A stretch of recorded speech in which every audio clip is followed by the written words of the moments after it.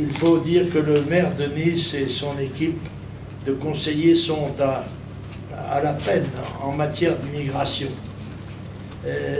Non seulement rien n'est fait par ces gens-là contre l'immigration, mais au contraire, tout tente à offrir aux étrangers qui débarquent ici des avantages auxquels les nationaux n'ont même pas droit.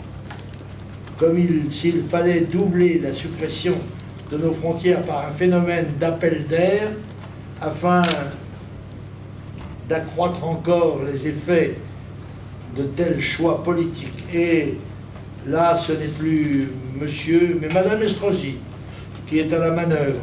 La politique de la ville qui est prêchée n'est aujourd'hui qu'un prétexte à acheter la paix sociale dans les banlieues et les quartiers sensibles de la ville, en subventionnant quelques associations communautaires, en calmant ceux qui sont les meneurs de leur clan. On joue le communautarisme contre la République. On joue son élection au Conseil général contre l'avenir de Saint-Augustin et des Moulins.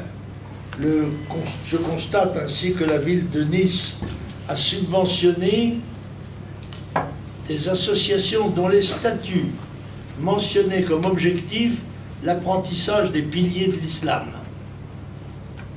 Est-ce cela que les Niçois attendent de leur maire? Je ne le crois pas. De façon plus insidieuse, le refus de reconnaître la nécessaire priorité nationale amène notamment, en termes de logement, à établir une véritable priorité immigrée dans l'attribution des logements sociaux.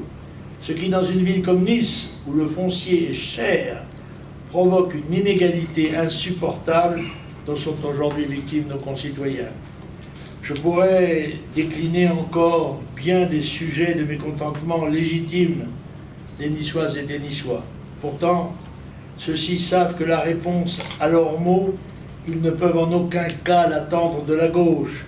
L'échec de François Hollande au niveau national en est l'illustration la plus parfaite